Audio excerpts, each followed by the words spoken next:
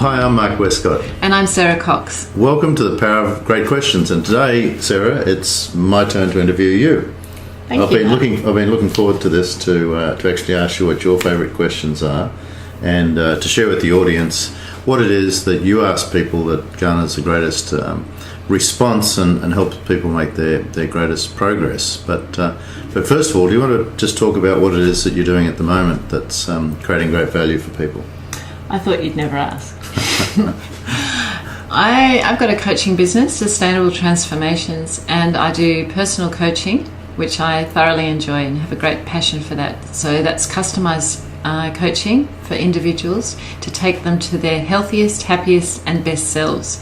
I also have written programs for companies and businesses to do the same, really, and because I think the basis of people doing really well in life is to be in their prime, their absolute prime. So if you can start the day in your prime, then whatever comes to you, you're resilient, and you can work through any challenge or obstacle and be your best self, whether it's professionally or personally, and that's across life in general. And it gives, I think, the best possible life that you can possibly live. Fantastic. You've actually created and trademarked your 5 daily disciplines. Do you want to share what those 5 daily disciplines are and why they're so important, and how much of a difference they've made in the lives of the people that you're working with? Sure, Mark. So 5 daily disciplines. The first one is breathing. So waking up in the morning and actually breathing. We think that we breathe all the time. Well, we do. Yet having deep breaths is oxygenating the body. To start with, when we're lying flat on our beds in sleep, then we need to oxygenate the cells. So that's the start. I guess, if I may cut in, I guess if we don't breathe, we don't wake up. But it's a different type of breathing, right? Yeah, so just 10 deep breaths, doesn't take long. And that also puts you into the moment, engages you into the present moment. So before you even start your day, rather than rushing ahead like we mainly do, jumping in the shower, having breakfast, starting to think about our day and all the problems or not the problems, but thinking ahead keeps us in the present moment, which is our most intelligent, creative person. And it also keeps us in our most calm and compassionate state. So that's what breathing tends to do with the body, and it connects the mind and body. And there's a saying in South America, letting your soul catch up. And I think that's what it's doing. It's just integrating yourself before you start the day. I've actually been practicing these 5 daily disciplines since you told me about them. And for me, when you first said breathing was the first one, I kind of laughed a little, but I've got to say that what it does, very hard to think about anything else when you're actually focusing on proper breathing technique. Yeah, that's right. So it's the matter of focus, and it's the first step of meditation, because if you focus on the breath and you need to be present before you start meditating. And that brings me to the second daily discipline, which is meditation. And meditation is an Eastern philosophy. It comes from Eastern philosophy, and it's a practice that we do. So we spend time just focusing. So that's the main thing of meditation. It's nothing complicated, except that it brings us back to focusing. It recalibrates the brain so that we start the day in the best brain waves possible, rather than rushing ahead and going into the high beta brain waves, which is high stress. We can stay in a very calm, compassionate state, and it keeps, and once again, it builds resilience in the morning. That's great. What's an ideal time, Sarah? I mean, people are going to be listening to this or reading this and saying, well, I just haven't got time to do all this stuff. So, I mean, what's the shortest amount of time, and what's an ideal amount of time that you need to take with meditation? Okay, so the fact that people think they don't have time, 1 hour of meditation is equivalent to 3 hours sleep. And if we practice 15 minutes of meditation every day, it just changes our lives considerably. Our bodies just respond immediately, and from a cellular point of view, that's what we're moving down to. It has so many incredible benefits. The best time to meditate is in the morning, because you're coming out of that deep delta sleep and you're moving into the brain waves, which is where you need to be for meditation. And meditation accesses the unconscious mind, so not only does it make us feel good and connect the mind and body so that we're better off for our day, it actually it solves problems. We can solve problems when we meditate, as does solving problems when we sleep. So meditation is the next rejuvenation process of apart from sleep. So once we do the breathing, then it's meditating for 15 minutes at least every day. And it's amazing how much time you gain from meditation, because it brings about focus, increases your intelligence, creativity, increases just the way your efficiency through the day, and it gives you time rather than stress takes away time. So it slows down time, I think you said the other day. It slows down time and allows you to make better results. For people that haven't meditated before, I mean, one of the obvious things is like, how do I start meditating? So I don't need to tell people how important it is, because so many successful people in the world now meditate and give credit for meditation to the success that they've achieved. But if someone hasn't meditated before, I mean, guided meditation, for example, is that a good way to start? There's about 23 styles of meditation, and guided meditation is good because it's something to focus on. We have so much mental chatter in our minds, and sometimes we can't turn it off. And so if you can focus on someone's voice or music, everyone's so different. You've got to find the way that you feel most comfortable meditating, but guided meditation certainly is a really good way. And when you said it slows down time, what we need to do is slow down, and that increases our thinking.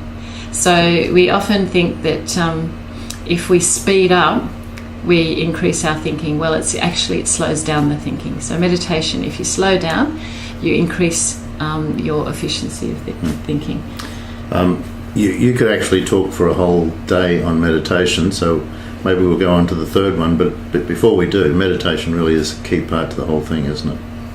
I think so. If you did nothing else but meditated, your life would certainly just exponentially increase and get better and happier and healthier. Yeah, and I can vouch from that, from the limited time that I've been doing it since you recommended it, and it's certainly changing my life. So number 3, what's number 3? Sarah, keep going. You're doing a great job. So number 3 is gratitude. Finding things that you're thankful for. And we now know with biochemically that gratitude increases the serotonin of the brain, as does meditation. It brings out, and the other thing is oxytocin. So gratitude is just feeling thankful, feeling grateful for where you are in life. And if you can come up with 3 things every morning that you're grateful for, then it will bring you to a much higher self and a happier self. And you can use gratitude in your meditation, so it doesn't have to be separate, but it's one of those things that for the start of the day just really, really makes a difference, personally and professionally. Gratitude is really important, and I talked about that recently at a workshop I was running, and there was the first question I asked in the day, you might remember, was, what are you most grateful for today? And the whole mood of the room changed immediately, didn't it? As soon as they started thinking about what they were grateful for, people immediately go into a different state. So this is 3 really good ones so far. What's the 4th one? Yeah, so gratitude puts you in your highest emotional state, as does meditation. Next thing, talking about states, is exercise. And we all know that exercise is really good for our bodies and our minds. Now it's been proven that half an hour of exercise prevents Alzheimer's and dementia. So exercise just gets the blood pumping around the body, and it starts it gives you endorphins, serotonin, and all the good hormones to start you in a good emotional state. And number 5. Number 5. Okay, I was waiting for you to ask me. There's no questions to ask in regard to exercise. I mean, I think everyone realises that it's such an important part of every day, but it's making the time, isn't it? And I think a lot of the more recent studies have shown that you don't need to run 500 miles, you don't need to do a marathon every day. It's really, as long as you get in there and do some really significant short bursts of exercise, that's going to make the most difference. So yes, and even 15 minutes to half an hour exercise every day. And then is stretching, because what stretching does is exercise contracts the body, contracts the muscles, and stretching elongates your muscles. And as we're sitting at computers more and more now, we're contracting our bodies. We're not expanding our bodies. And this is something that's very, very important, and sometimes people miss out on stretching.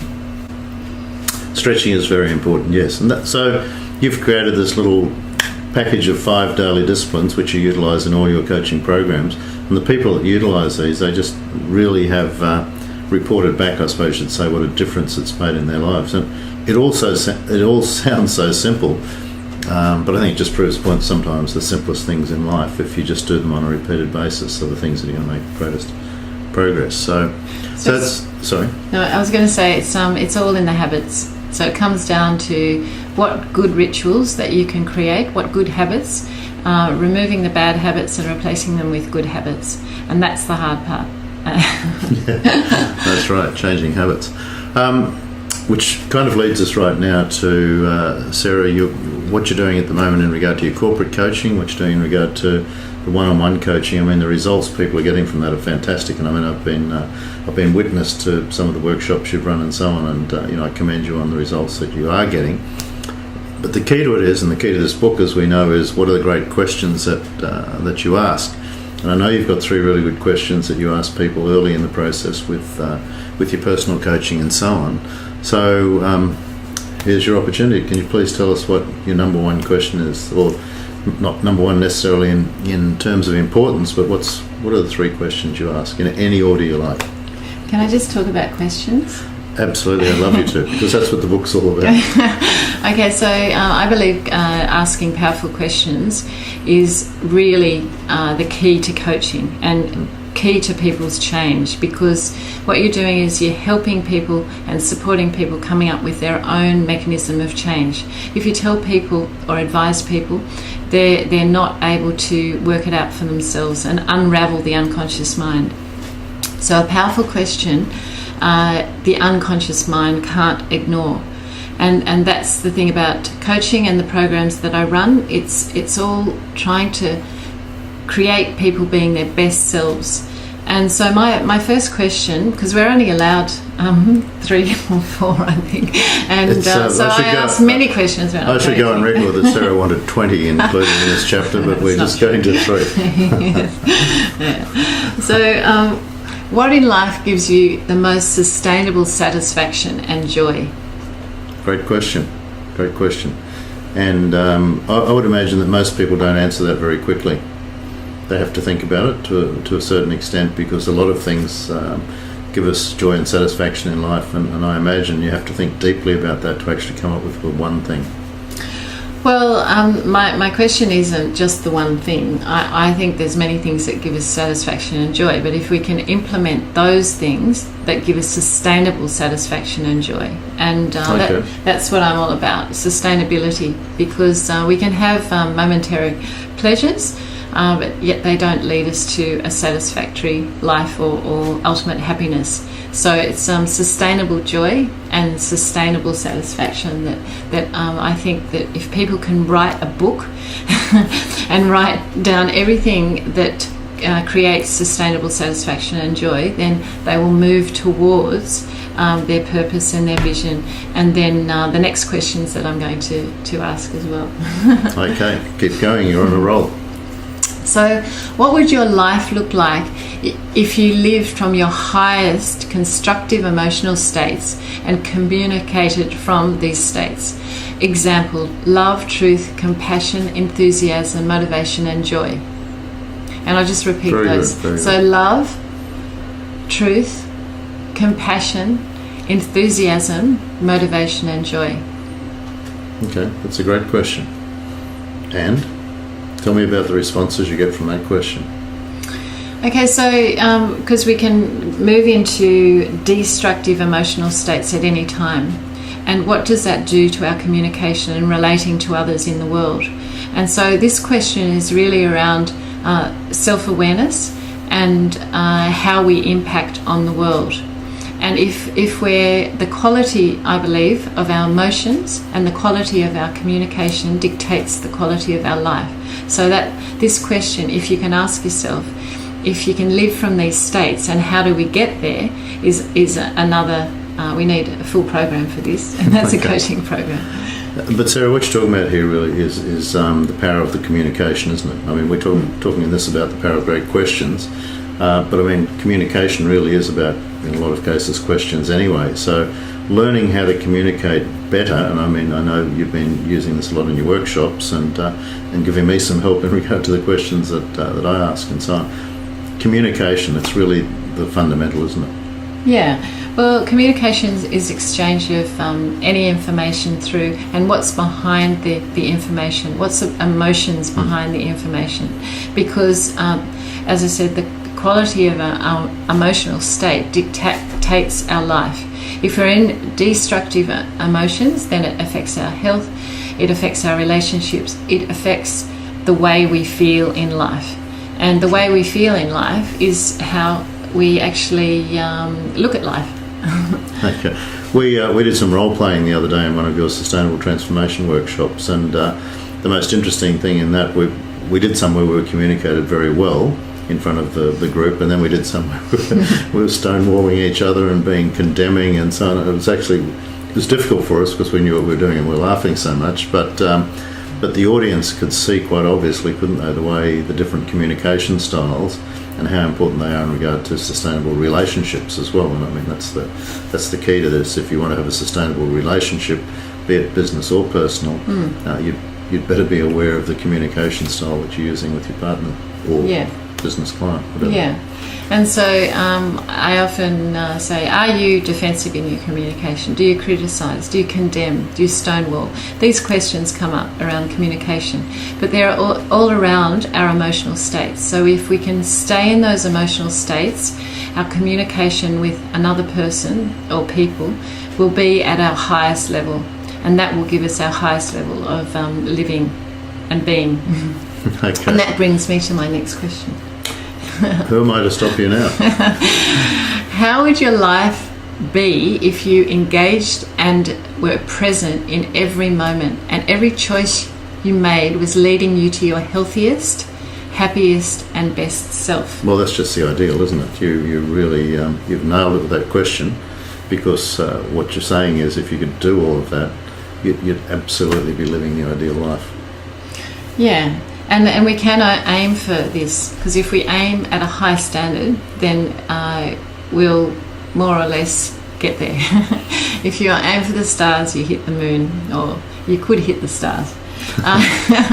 But just being in the present moment. A close star, right? Maybe a close star, not the far away one. The thing with being engaged in the moment, you're connecting with life itself. And therefore, if you've ever been in communication with someone and they're on their phone, they're texting and they're sort of half engaged and looking away, then you feel it, and that has a ripple effect in your own life, because not only are you not there, you're thinking about the past or worried about the future, you're actually not living your life. And so I feel personally and professionally, to be focused in and engaged in the moment. You can be focused and engaged in the moment and be planning for the future, yet you're actually getting the most out of and most benefit out of life. I want you to know I'm very present and engaged at the moment, just in case you ask me a question, so I'm really paying attention to everything that you're saying. You have another question. I know you've got the bonus question in here as well, so what's your fourth one? The bonus question is more around the future. So have you created a purpose and a vision for your future, personally and professionally? That's very good. And if we come back to some work we did recently, vision is very much about corporate standards and so on, isn't it? Like they want a turnover of so much money, or they want to live in a certain house, or they want to... it's the kind of measurable things. They're usually financial and they're usually selfish, more so, aren't they? Whereas a purpose is more about what you're doing for the world, isn't it, in a lot of ways? And so there's a great distinction between those words, purpose and vision. Do you want to talk a bit about how you see that? So I see it as growth and contribution. You know, how can we grow to be our best selves? Because it's obviously going to benefit everyone we come into contact in our business, and also personally in our life. So when you come up with a purpose, it can be material, but it's really who can you be as your best self. And so what are you contributing? What are you giving back? What are your unique gifts that you're giving away? And how can you create value in the life and make a difference in business? Your vision is your imagination. I've come up with a mind expansion tool, which is attention, intention, and imagination. So attention is the focus and the direction and the influence. Intention is how loud is your intention for changing habits, moving forward, and what is your imagination, which is the vision. What are you moving towards? And that's actually direction and influence of why we make choices along the way. So that's a tool that I often sort of hone into, and that then people can come up with a vision. Fantastic. Sarah, the questions that you've gone through today are fantastic and very deep, and I love the enthusiasm with which you ask them. I mean, you have so many other great questions that you use in your coaching program, but I thought it was worthwhile throwing in the 5 daily disciplines first, because I think they're such great habits that people could utilise, and they're so easy to do, and it'd be a great way to kick off each day for people, and it's really simple. In regard to what you're doing now in your personal coaching and your business coaching, what's your vision for what you're currently doing? Have you got your own vision for 5 years from now, where you'd like to be, what you'd like to be doing, and the sorts of people you'd like to be coaching, and so on? Okay, so I'd like to move globally and share as much of this as possible with anybody I come in contact. My workshops, which is around rewiring the brain, emotional state change, meditation and mindfulness, I'm sharing with just the general public.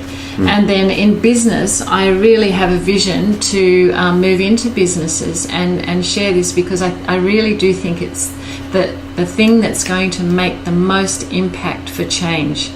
And we're living in such a fast-moving technical society where stress is just massive, and people are being affected every single day with stress, and their families are being affected, their health is being affected, and they don't even realise it. Then they're ignoring their bodies, and we're moving away from being more aware, and we're moving into just such a virtual world. And I suppose that's where my vision lies, to help businesses and just move in a bigger and better way. My personal vision is it's around the 5 senses, and I can imagine myself in a position, and the sun's going down, and I'm dressed in what I'm dressed in, which is white, and I have a group of people, quite a crowd surrounding me.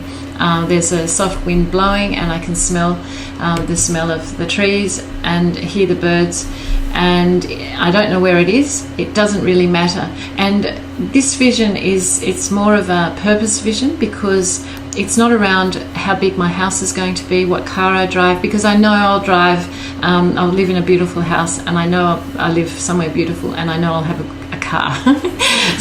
so those things are immaterial to the fact that my contribution in the world is such that I want to make a difference.